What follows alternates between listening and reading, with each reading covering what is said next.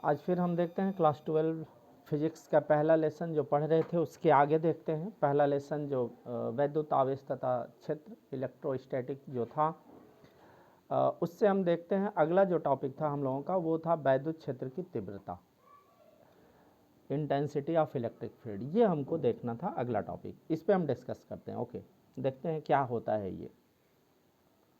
जैसे मान लीजिए कि कोई विद्युत क्षेत्र है, कोई इलेक्ट्रिक फील्ड है। ओके, तो इलेक्ट्रिक फील्ड में जैसे मान लो यहाँ पूरा इलेक्ट्रिक फील्ड है, इस इलेक्ट्रिक फील्ड में किसी पर्टिकुलर पॉइंट पर हमें वैद्युत क्षेत्र की तीव्रता बतानी है, राइट। तो इस पॉइंट पे यहाँ पर पूरा क्या है, इलेक्ट्रिक फील्ड है, और जिस पॉइंट पे हमको तीव्रता बतानी है उस पॉइंट पर हम क्या रख दें, एक यूनिट पॉजिटिव चार्ज रख दें। ओके, वहाँ पर क्या रख दें, यूनिट पॉजिटिव टेस्ट चार्ज रख दें। क्या हम बोलते हैं इसे, एकांक धन परीक्षण आवेश रखते हैं। तो वैद्युत क्षेत्र के अंदर किसी बिंदु पर एकांक धन परीक्षण आवेश रख दिया आपने, तो उस एकांक धन परीक्षण आवेश पर जितना बल लगेगा उतना ही क्या कहलाएगी, उस बिंदु पर तीव्रता कहलाएगी, वैद्युत क्षेत्र की तीव्रता कहलाएगी। ठीक है, यानी कि वैद्युत क्षेत्र की तीव्रता के लिए हमें क्या चाहिए, एक तो वैद्युत क्षेत्र चाहिए और उसके किसी बिंदु पर हमें क्या रख देना होगा, हमें यूनिट पॉजिटिव टेस्ट चार्ज रख देना होगा, और उस यूनिट पॉजिटिव टेस्ट चार्ज पर, उस एकांक धन परीक्षण आवेश पर जितना बल लगेगा वही बल क्या कहलाएगा, उस बिंदु पर वैद्युत क्षेत्र की तीव्रता कहलाएगी, राइट। तो हम इसे क्या कह दें, कैसे कर दें कि ऐसे लिख दें कि वैद्युत क्षेत्र के अंदर, ऐसे वैद्युत क्षेत्र के अंदर किसी बिंदु पर क्या रखना होगा आपको, एकांक धन परीक्षण आवेश, एकांक धन परीक्षण आवेश। क्या बोला था इसको, यूनिट मतलब एकांक पॉजिटिव टेस्ट चार्ज। ठीक है, तो वैद्युत क्षेत्र के अंदर किसी बिंदु पर एकांक धन परीक्षण आवेश पर लगने वाला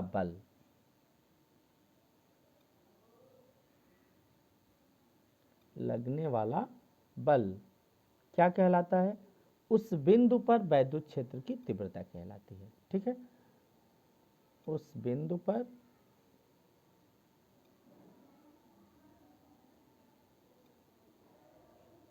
वैद्युत क्षेत्र की तीव्रता कहलाती है।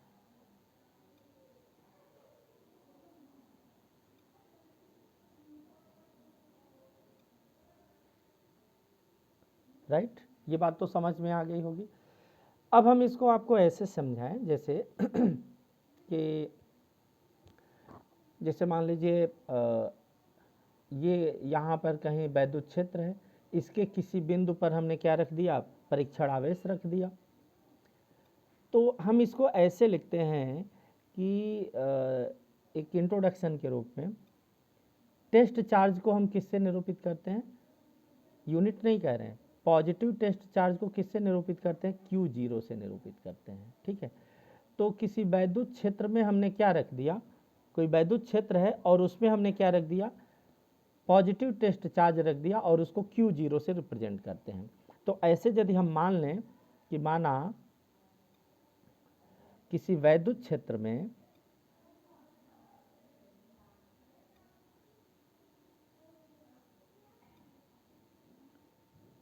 ओके, क्या रखना है, पॉजिटिव टेस्ट चार्ज, क्या, धन परीक्षण आवेश, धन परीक्षण आवेश, इसको किससे रिप्रेजेंट करते हैं, Q0 से, Q0 से। तो किसी वैद्युत क्षेत्र में धन परीक्षण आवेश Q0 पर लगने वाला जो बल है, लगने वाला बल क्या है, मान लो F है। तो अब जरा यहाँ पे समझो मैंने क्या बताया, अभी मैंने क्या बोला कि वैद्युत क्षेत्र में एकांक धन परीक्षण आवेश पर जितना बल लगता है वो वैद्युत क्षेत्र की तीव्रता होती है। और यहाँ पर क्या रखा हुआ है, एकांक नहीं, यहाँ पर तो धन परीक्षण आवेश Q0 है ना। तो हम ये कहें जैसे तो किसी वैद्युत क्षेत्र में धन परीक्षण आवेश Q0 पर लगने वाला बल F है, तो उस बिंदु पर यदि वैद्युत क्षेत्र की तीव्रता निकालें, जिस बिंदु पर Q0 रखा हुआ है, तो वैद्युत क्षेत्र की तीव्रता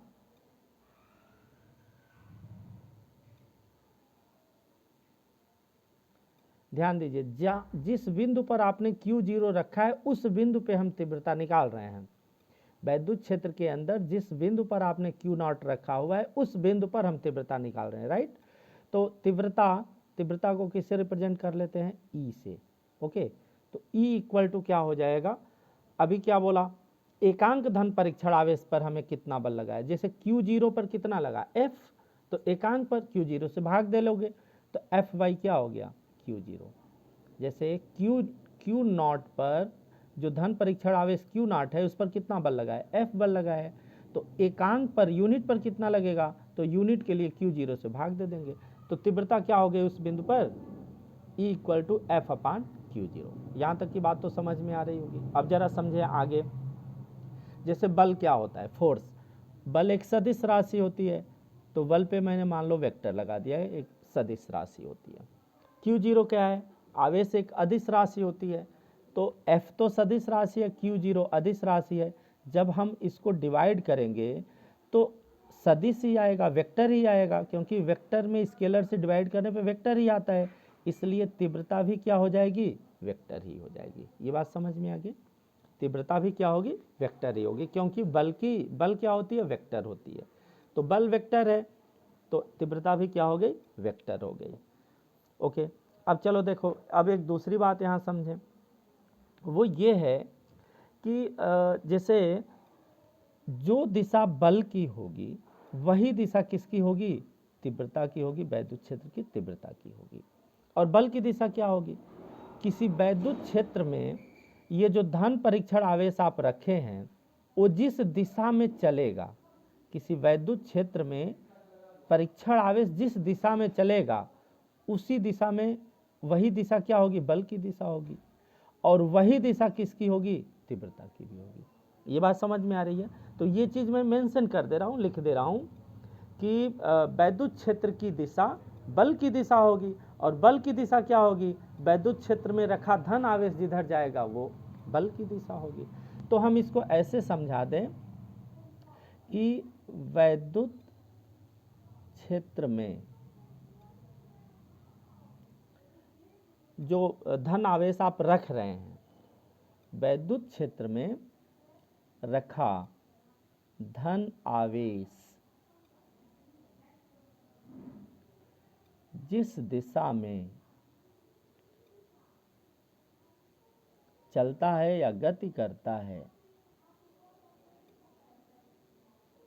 तो किस दिशा में गति करेगा, जिधर बल ले जाएगा। तो वैद्युत क्षेत्र में रखा धन आवेश जिस दिशा में गति करता है या चलता है वो किसकी दिशा हो गई, बल की दिशा होगी। जिधर बल लगेगा उधर ही आवेश जाएगा, तो वह बल की दिशा होती है।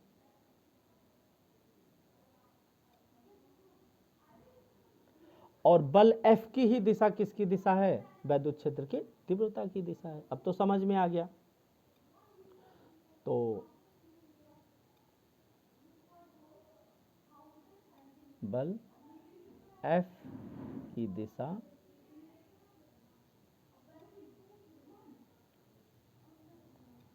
तीव्रता E की दिशा है। अब यहां पर आपको ये समझना है कि हमने वैद्युत क्षेत्र में क्या रखा था, धन आवेश रखा था। तो धन आवेश पर जो बल की दिशा थी वही तीव्रता की दिशा थी। अब हम क्या कर दें कि वैद्युत क्षेत्र में जो परीक्षण आवेश धन आवेश रखे हैं उसके जगह पे हम क्या रख दें, ऋण आवेश रख दें। तो उस समय क्या होगा, उस समय जो वैद्युत क्षेत्र की तीव्रता की दिशा होगी आवेश पर लगने वाले बल की दिशा के विपरीत होगी। ये ध्यान देना है, जब धन आवेश होगा तो बल की दिशा और तीव्रता की दिशा एक ही होगी, लेकिन वैद्युत क्षेत्र में यदि आप ऋण आवेश रख देंगे उस समय वैद्युत क्षेत्र की दिशा उस ऋण आवेश पर जो लगने वाला बल है उसकी दिशा की क्या होगी, विपरीत होगी। राइट, इसको भी हम मेंशन कर देते हैं। ओके, तो ये मैंने अभी मेंशन कर दिया, यहाँ पे देख लीजिए क्या लिखा हुआ है।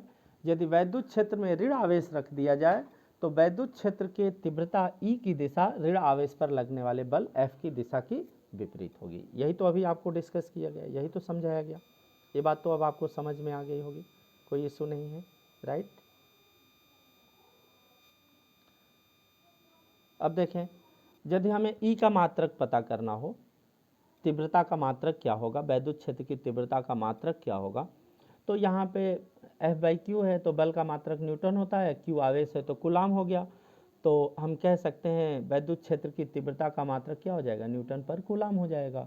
तो ये भी एक लाइन लिख देते हैं, वैद्युत क्षेत्र की तीव्रता का मात्रक जो हो गया वो क्या हो गया, न्यूटन प्रति कूलाम, न्यूटन प्रति कूलाम होता है। ओके, ये हो गया यहाँ पर।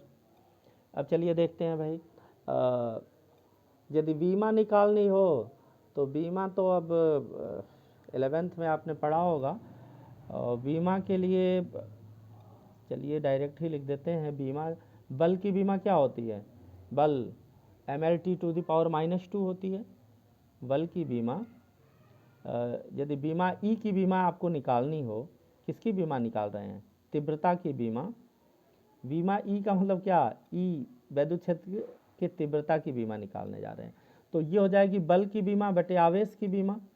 तो बल की बीमा तो आपको याद ही होगा, ऑलमोस्ट सभी लोगों को पता होगा, बल की बीमा होती है mlt to the power -2। Okay, यदि नहीं आता होगा तो बताइएगा, इसको भी डिराइव कर देंगे, mlt to the power -2। q आवेश है तो q बराबर आपने पढ़ रखा होगा, q equal to I into T होता है। I क्या हो गया, धारा हो गई, उसको एम्पियर लिख देंगे, एम्पियर को A लिखते हैं और T को कैपिटल T लिख देंगे।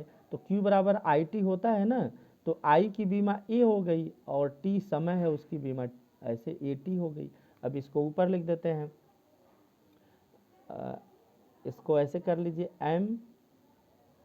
mlt टू द पावर -2 है, नीचे से एक ऊपर जाएगा -1 हो जाएगा तो -3 हो गया, और फिर a को ऊपर ले जाएंगे तो a पर -1 हो गया, ये चीज़ हो गया। तो यहाँ पर हम क्या कह दिए, e की बीमा क्या हो गई, e की बीमा mlt to the power -2 upon AT, इसको सॉल्व किया, mlt to the power -3 A inverse, ये यहाँ से हम वैद्युत क्षेत्र की बीमा निकली। ठीक है, तो ये तो हमारा इंट्रोडक्शन हो गया, किसके लिए, ये इंट्रोडक्शन हो गया वैद्युत क्षेत्र की तीव्रता क्या होती है, इसको हम लोगों ने समझ लिया। अब चलिए यहाँ तक आप चाहें तो एक पिक्स ले लें, फिर हम लोग आगे बढ़ते हैं। अगला हमारा टॉपिक होगा किसी बिंदु आवेश के कारण वैद्युत क्षेत्र की तीव्रता क्या होगी। ठीक है, किसी बिंदु आवेश के कारण वैद्युत क्षेत्र की तीव्रता, ये हमारा टॉपिक है। हाँ जी, तो ये हमारा टॉपिक हो गया। इसके लिए हमने क्या करना होगा, कैसे इसको हम समझते हैं। जैसे मान लीजिए किसी बिंदु आवेश के कारण वैद्युत क्षेत्र की तीव्रता हमें कैलकुलेट करनी है, तो ये हम मानते हैं कि कहीं पे एक बिंदु आवेश रखते हैं। जैसे मान लीजिए यहाँ पर ये कोई पॉइंट है, इस पॉइंट पे हमने कोई चार्ज रखा है, बिंदु आवेश रखा है, पॉइंट चार्ज है, मान लो कौन सा चार्ज है, +q चार्ज है। किस बिंदु पे रखा है, किसी O बिंदु पर रखा हुआ है, +q चार्ज। अब ये जो चार्ज रख रहे हैं तो यहाँ पर कोई माध्यम होगा जिसमें हमने इस चार्ज को रखा है, तो वो तो अभी तो जो मैं समझा रहा हूँ यहाँ तो माध्यम ऑब्वियसली दिख रहा है कि एयर है, वैक्यूम तो है नहीं, एयर है। तो जब हम डेरिवेशन करते हैं तो यहाँ पर कोई माध्यम मान लेते हैं, और जब कोई माध्यम मान लेंगे तो बाद में निर्वात या वायु के लिए उस के जगह पे 1 ले लेंगे तो निर्वात वायु के लिए हो जाएगा। तो अभी तो हम ये लिख रहे हैं कि ये जो बिंदु आवेश यहाँ रखा हुआ है वो मान लीजिए किसी माध्यम में रखा हुआ है, और जब किसी माध्यम में रखेंगे तो उस माध्यम का क्या होगा, एक परावैद्युतांक होगा, और उस परावैद्युतांक को मान लेते हैं क्या है, के है। तो हमारा कैसे इंट्रोडक्शन शुरू हुआ कि माना के परावैद्युतांक वाले माध्यम, ऐसे समझ लें, माना के परावैद्युतांक वाले माध्यम में, माना के परावैद्युतांक वाले माध्यम में किसी बिंदु O पर प्लस Q आवेश रखा हुआ है। ये तो बात समझ में आ गई। अब जब हमने यहाँ पर यह बिंदु आवेश प्लस Q रख दिया तो इसके कारण क्या उत्पन्न होगा, एक वैद्युत क्षेत्र उत्पन्न होगा, है ना। तो इसके कारण वैद्युत क्षेत्र उत्पन्न हो रहा है, तो इसके वैद्युत क्षेत्र के अंदर, जैसे यहाँ से क्या, अब ये पॉइंट चार्ज आपने रखा है तो ये अपने चारों ओर एक इलेक्ट्रिक फील्ड बनाएगा, वैद्युत क्षेत्र बनाएगा। अब हम इस बिंदु O से कुछ दूरी पर, मान लीजिए R दूरी पर एक बिंदु मानते हैं P। यहाँ से दूरी कितनी है, ये R मानी गई है, ये दूरी R है। यहाँ पर हमें वैद्युत क्षेत्र की तीव्रता ज्ञात करनी है, राइट। फिर से समझ लीजिए मैंने क्या बोला है, किसी के परावैद्युतांक वाले माध्यम में हम किसी बिंदु O पर एक बिंदु आवेश रख दिए। इस बिंदु आवेश के कारण क्या उत्पन्न होगा, वैद्युत क्षेत्र उत्पन्न होगा। वैद्युत क्षेत्र के अंदर हमने एक पॉइंट P लिया जो यहाँ O से R दूरी पर स्थित है। इसी बिंदु P पर हमें वैद्युत क्षेत्र की तीव्रता कैलकुलेट करनी है, गणना करनी है। अब तो समझ में आ गया। तो ये मैं थोड़ा सा लिख देता हूँ, क्या, O से R दूरी पर स्थित बिंदु P पर वैद्युत क्षेत्र की तीव्रता की गणना करनी है, ठीक है ना। बिंदु O से R दूरी पर स्थित बिंदु P पर क्या हमें निकालना है, वैद्युत क्षेत्र की तीव्रता, ठीक है ना। E, इसी की गणना करनी है। तो ये हम मान लेते हैं बिंदु O से R दूरी पर स्थित बिंदु P पर वैद्युत क्षेत्र की तीव्रता E की गणना हमें करनी है। तो ये E हमने मान लिया यहाँ पर, इसी E का कैलकुलेट करना है। अब जरा बताओ भाई, हमें यदि इस बिंदु पर वैद्युत क्षेत्र की तीव्रता की गणना करनी है तो वैद्युत क्षेत्र की तीव्रता, अभी जो परिभाषा लिखवाई गई थी उसमें हमने क्या बताया था कि एकांक परीक्षण, एकांक धन परीक्षण आवेश पर कितना बल लगा। यानी कि अब हमें P पर क्या रखना पड़ेगा, एक टेस्ट चार्ज रखना पड़ेगा Q0, राइट। अब इस Q0 पर जितना बल लग रहा है ये हमें कैलकुलेट करना पड़ेगा कि इस Q0 पर इस Q के कारण कितना बल लग रहा है। पहले तो ये कैलकुलेट कर लें और फिर हमें क्या, जैसे जो परिभाषा है उसके अनुसार फिर हमें क्या पता करना पड़ेगा, एकांक धन परीक्षण आवेश पर कितना बल लगा, राइट। तो अब हम यहाँ से ऐसे कर लें कि कूलाम के नियम से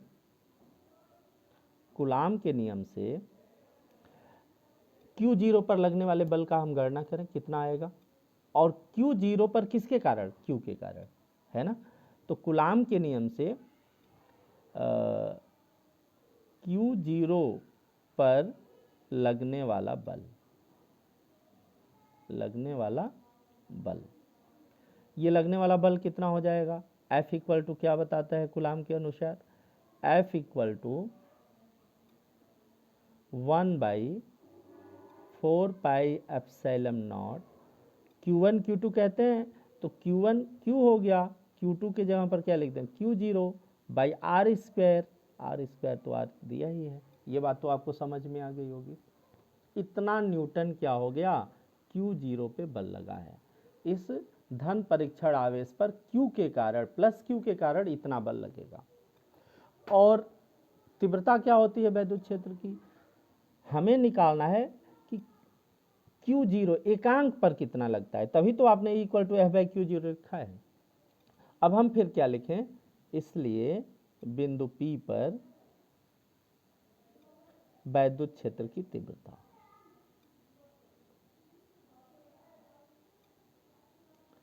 तो यहां पर सीधे सीधे हम क्या करें, उसी फार्मूले का यूज कर लें, E=F/Q0 होता है।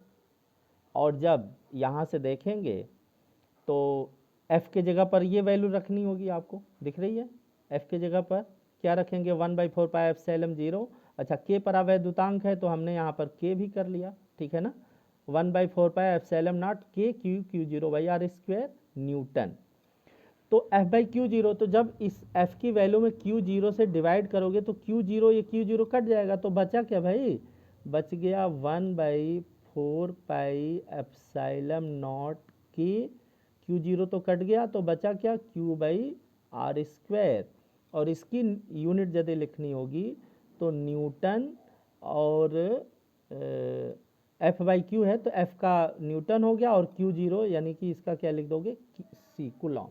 तो समझ गया आपने क्या लिखा, E=F/Q0, F की वैल्यू और Q0 से डिवाइड किया, Q0 कट गया, इसकी यूनिट हो गई न्यूटन पर कूलॉम। तो हमें पता चल गया बिंदु P पर वैद्युत क्षेत्र की तीव्रता कितनी होगी। अब क्या है, अभी तो K परावैद्युतांक वाला माध्यम था, अब हम यही निर्वात या वायु के लिए लिखेंगे।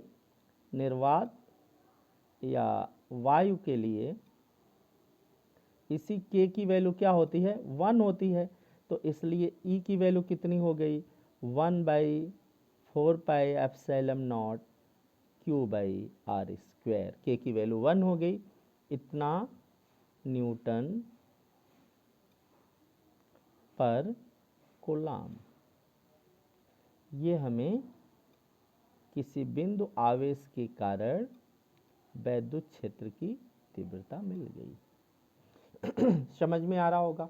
अब जरा आगे की, इस पे आगे की बात जरा समझ लें, इसी को थोड़े सा आगे और समझ लें। और 1/4πε0 की वैल्यू क्या होती है, याद करिए, 9 × 10⁹ न्यूटन मीटर स्क्वायर पर कूलॉम स्क्वायर। पिछले इंट्रोडक्शन में बताया भी गया है। ओके, अब यहाँ पर कुछ और चीज़ समझें हम। इस Q0 पर, ये Q0 जो टेस्ट चार्ज है वो तो धन आवेश है, और इस पर किसके कारण बल लग रहा है, प्लस Q के कारण। यानी कि यह भी प्लस चार्ज है, पॉजिटिव चार्ज है, और ये परीक्षण आवेश है तो ये भी पॉजिटिव चार्ज है। यानी कि यह जो Q के कारण इस पर बल लगेगा, दोनों धन आवेश हैं, दोनों समान आवेश हैं, इसलिए वो बल कैसा होगा, प्रतिकर्षण का होगा कि नहीं होगा। यानी कि वो जो है O से बाहर की ओर ले जाएगा कि नहीं, यानी कि P से बाहर की ओर जाएगा कि नहीं। यानी कि यदि हम देखें तो यहाँ पर जो बल की दिशा होगी, वो बल की दिशा क्या होगी, OP की ओर होगी। ये बल की दिशा है। क्यों है, क्योंकि दोनों धन आवेश हैं, तो Q जो इसको फोर्स लगाएगा Q0 को, वो कैसा लगाएगा, रिपेल का लगाएगा, प्रतिकर्षण का लगाएगा। तो ये OP देख रहे हैं ना, OP इस दिशा में, तो इसी दिशा में बल लगेगा। तो यहाँ पर हम ये कहेंगे कि परीक्षण आवेश भी पॉजिटिव चार्ज है, और प्लस Q के कारण बल लग रहा है, इसलिए बल क्या होगा, प्रतिकर्षण बल होगा, और उसकी दिशा क्या होगी, OP की दिशा होगी। OP मतलब O से P की दिशा। तो ऐसे हम लिख दें एक लाइन में, प्लस Q आवेश के कारण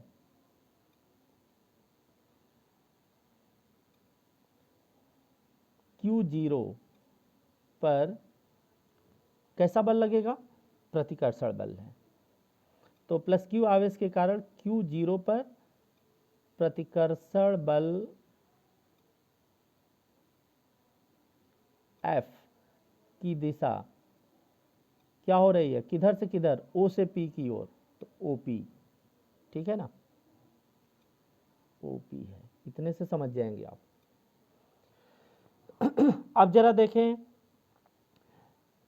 अब यदि, अच्छा, दोनों धन आवेश हैं, तो ऊपर बताया भी गया, यदि दोनों धन आवेश हैं तो वैद्युत क्षेत्र की दिशा वही होती है जो बल की दिशा होती है। तो इस स्थिति में, अर्थात बिंदु P पर, इसलिए बिंदु P पर वैद्युत क्षेत्र की तीव्रता की जो दिशा होगी वैद्युत क्षेत्र की तीव्रता ई की दिशा, जो बल एफ की दिशा है, और बल एफ की दिशा क्या है, ओपी है, तो यह भी क्या होगी, ई की दिशा ओपी ही होगी। ये बात समझ में आ गया।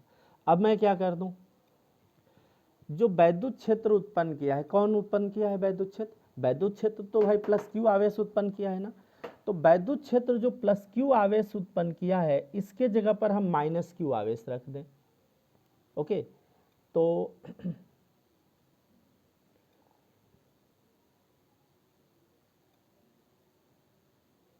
प्लस क्यू आवेश, हाँ, तो जरा देखें, यदि दिख रहा है, यदि वैद्युत क्षेत्र उत्पन्न करने वाला प्लस क्यू आवेश की जगह पर क्या ले लें, माइनस क्यू आवेश ले लें, यदि बिंदु O पर माइनस क्यू आवेश हो तो उस समय जब ये माइनस है और यहाँ पे ये क्यू तो टेस्ट चार्ज है तो पॉजिटिव ही होगा, तो उस समय क्या था, वैद्युत क्षेत्र की दिशा बल की विपरीत दिशा में थी, यानी वैद्युत क्षेत्र की तीव्रता की दिशा उस समय ओपी नहीं, तब क्या हो जाएगी, पीओ हो जाएगी, ठीक है ना।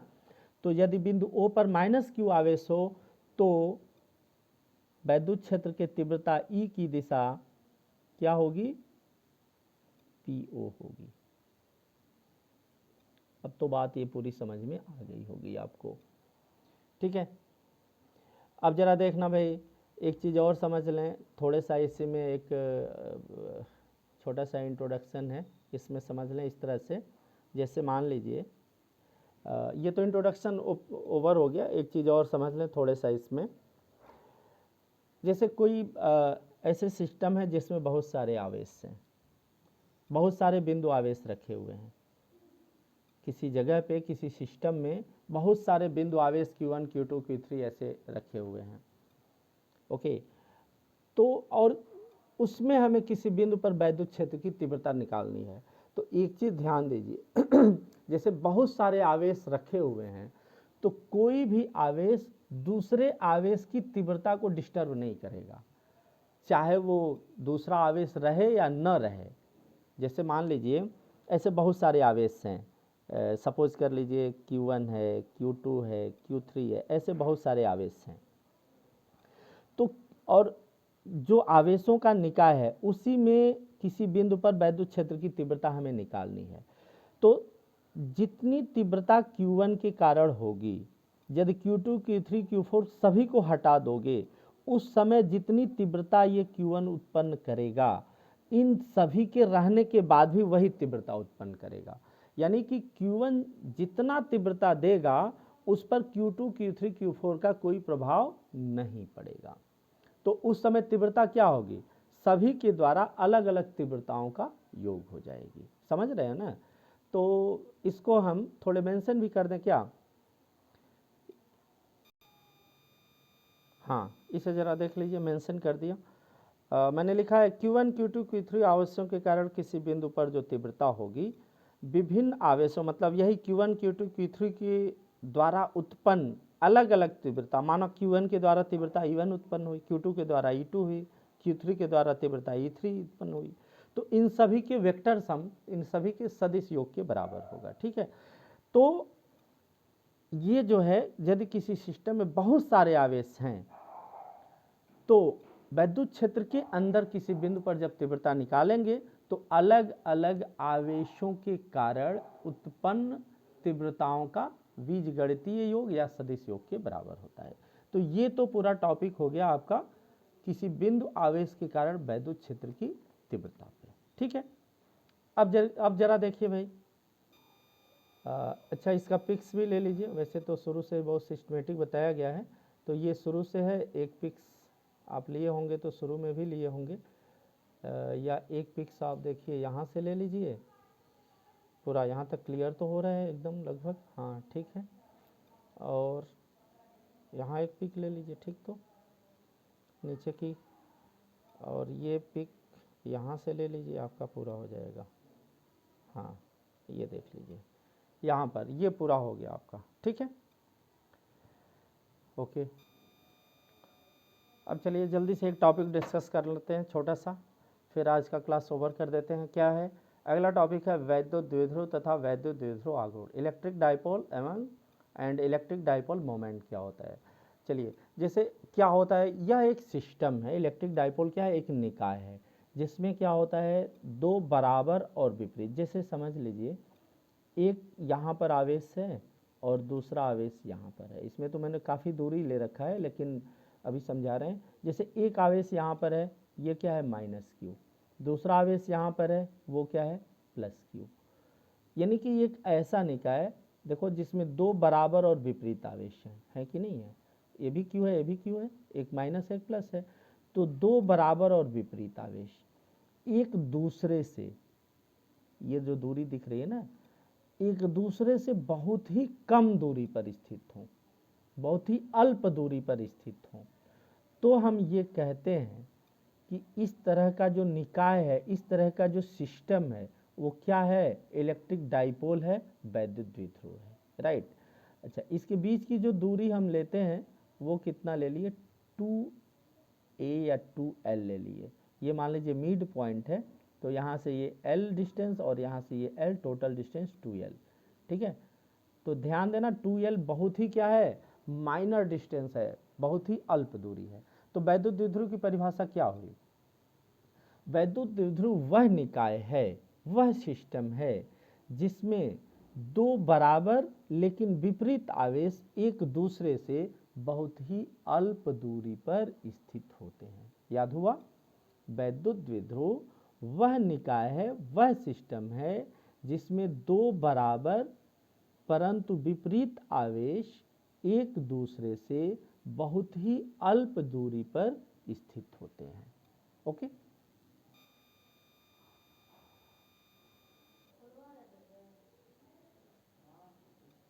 हाँ तो ये देखिए मैंने मेंशन कर दिया, यहाँ लिख दिया, एक ऐसा निकाय जिसमें दो बराबर लेकिन विपरीत बिंदु आवेश एक दूसरे से बहुत ही अल्प दूरी पर स्थित होते हैं, क्या कहलाता है, वैद्युत द्विध्रुव कहलाता है।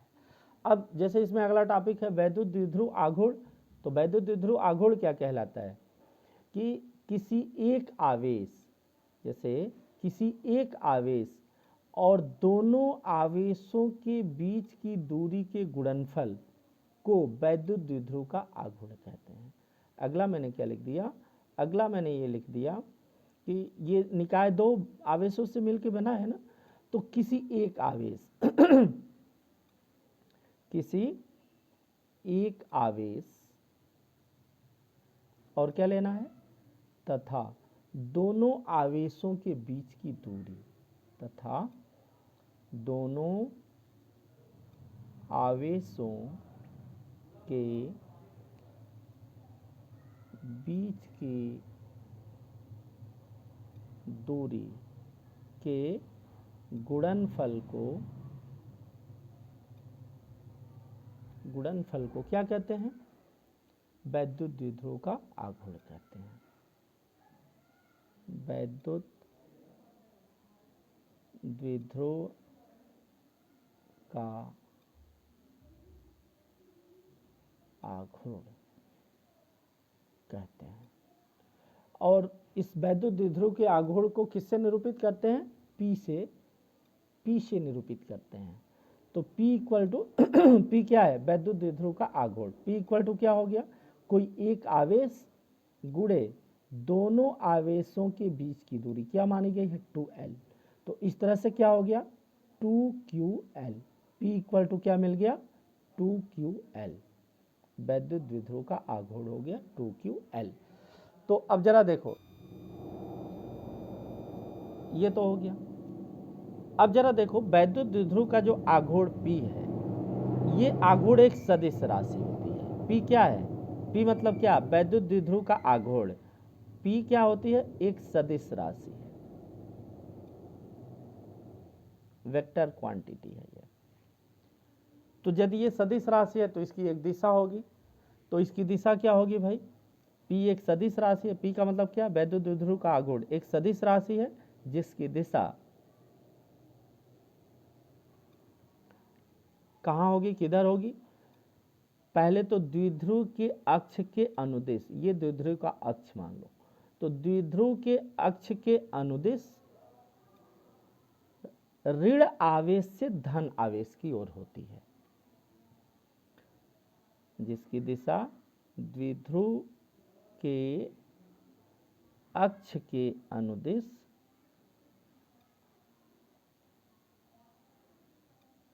किधर से किधर? ऋण आवेश से धन आवेश की ओर।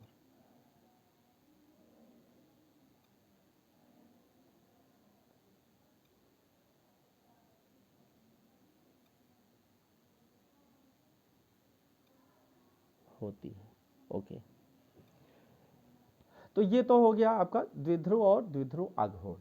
इसमें जैसे एक चीज समझ लें कि जैसे बहुत सारे मॉलिक्यूल्स हैं, जैसे मान लो पानी हो गया, वाटर हो गया, अमोनिया हो गया NH3,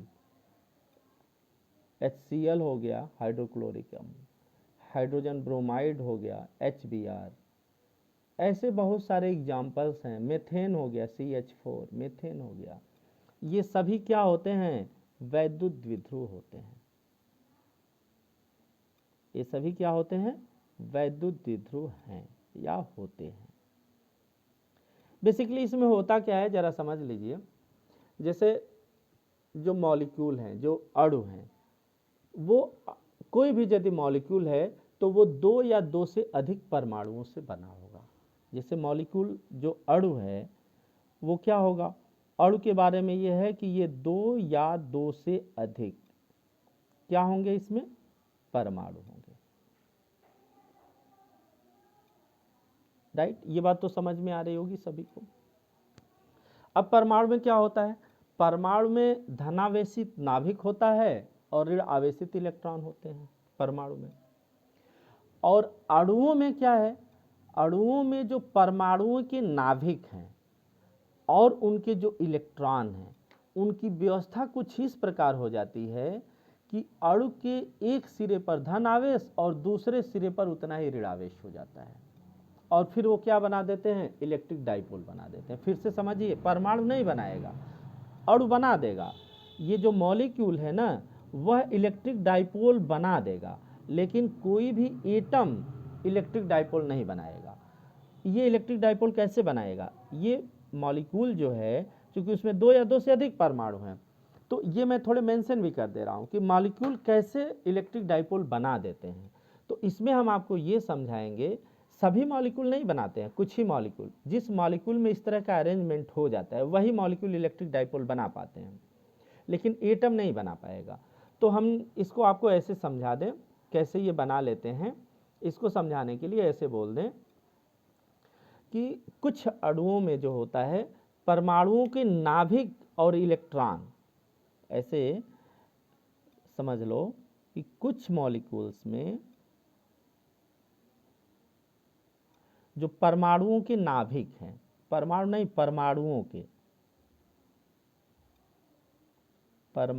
के नाभिक, वह दूसरा क्या? इलेक्ट्रॉन।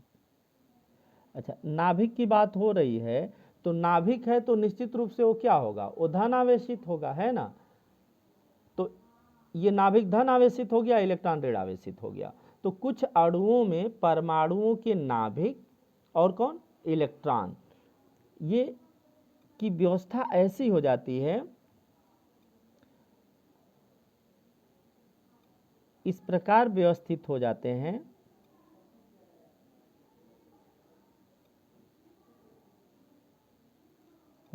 या इस प्रकार व्यवस्थित रहते हैं कि अणु के एक सिरे पर जितना धन आवेश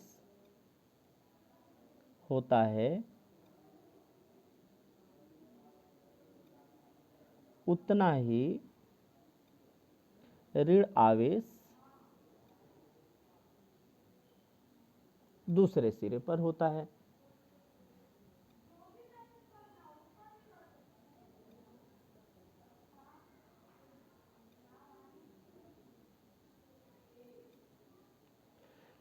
वो क्या बना देते हैं, इलेक्ट्रिक डाइपोल बन गया।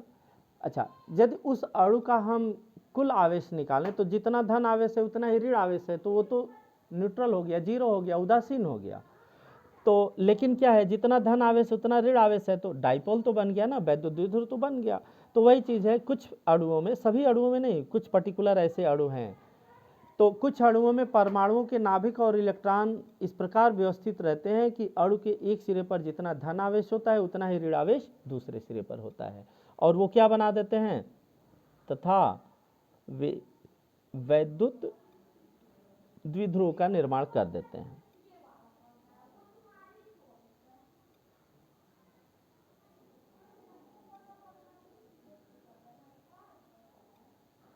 ओके, सेंटेंस जरा देखते रहना, कुछ इधर उधर होगा तो देख लेना।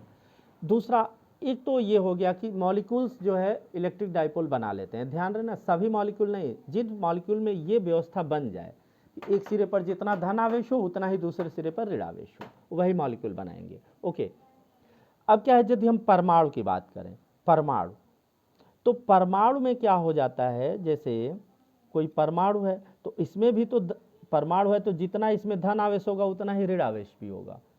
तो ऐसा तो लग रहा है कि परमाणु भी इलेक्ट्रिक डाइपोल बना देगा, क्योंकि नाभिक के अंदर जितना धन आवेश है बाहर उतना ही ऋण आवेश है। लेकिन इसमें समस्या ये हो जाती है कि जैसे धन आवेश यानी नाभिक का जो केंद्र है और जो इलेक्ट्रॉन है यानी जो ऋण आवेश है जो ऑर्बिटल में उसका जो केंद्र है, यानी कि ऋण आवेश और नाभिक यानी धन आवेश का जो केंद्र होता है एक दूसरे को कोइंसाइड कर जाता है, एक दूसरे के ऊपर हो जाता है, संपाती हो जाता है, इसीलिए द्विध्रुव नहीं बन पाता है। तो परमाणु में क्या लिख सकते हो, परमाणु में धन आवेश, धन आवेश का मतलब क्या हो गया, नाभिक, नाभिक का केंद्र, नाभिक का केंद्र तथा ऋण आवेश, यानी कि ऋण आवेश का मतलब क्या, इलेक्ट्रॉन, ठीक है ना, ऋण आवेश का मतलब क्या, इलेक्ट्रॉन, समझ रहे हो ना, ऋण आवेश का मतलब इलेक्ट्रॉन का केंद्र, ये दोनों क्या कर जाते हैं, एक दूसरे के ऊपर हो जाते हैं, कॉन्साइड कर जाते हैं, इसी को कॉन्साइड को ही हम क्या कहते हैं, एक दूसरे के ऊपर हो जाते हैं, यानी कि संपाती हो जाते हैं।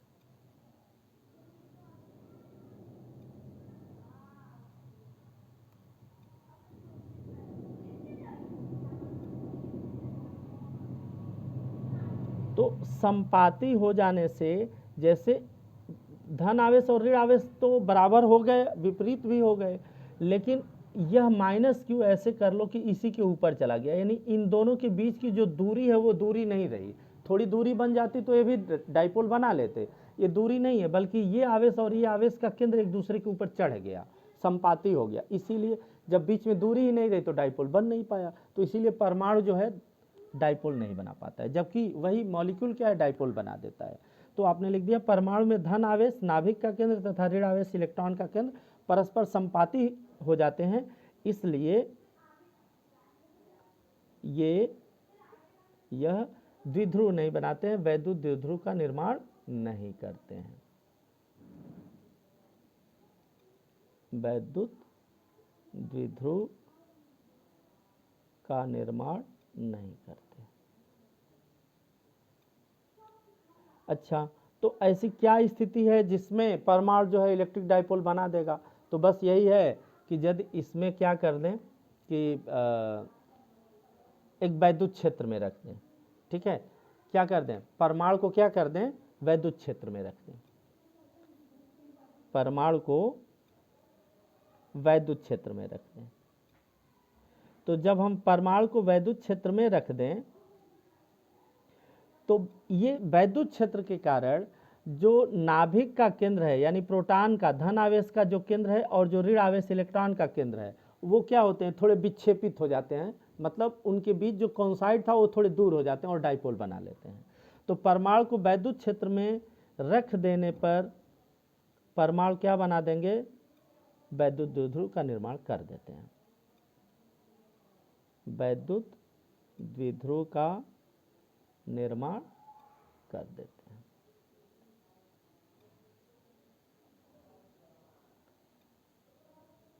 राइट। अब ये बात तो आपको पूरी समझ में आ गई होगी इलेक्ट्रिक डाइपोल का। तो ये पूरा इंट्रोडक्शन हो गया इलेक्ट्रिक डाइपोल का। कल हम लोगों का फिर से डेरिवेशन होगा। ये जो अब हम लोग तीव्रता निकालेंगे वैद्युत द्विध्रुव के कारण, अक्षीय निरक्षीय और बहुत सारे डेरिवेशंस होंगे। तो आज का क्लासेज इतना ही रहेगा। आप एक बार देख लीजिए, इसका पिक्स भी ले लीजिए। आज का ये क्लास है, राइट। एक पिक्स आप यहाँ से ले लीजिए। क्लियर हो रहा है बिल्कुल एकदम? हाँ ठीक है। और दूसरा पिक्स आप यहाँ से ले लीजिए। ये पूरा आ गया, पूरे पिक्स आ गए। आप इसको हर हाल में पूरा इंट्रोडक्शन समझते हुए नोट करते रहें। एक एक पॉइंट को हम डिस्कस करेंगे। जब सारे कॉन्सेप्ट आपके क्लियर हो जाएंगे तो इस लेसन के कुछ न्यूमेरिकल्स बताएंगे, कुछ कॉम्पिटिटिव क्वेश्चन भी बताएंगे। ओके जी, दैट्स ऑल।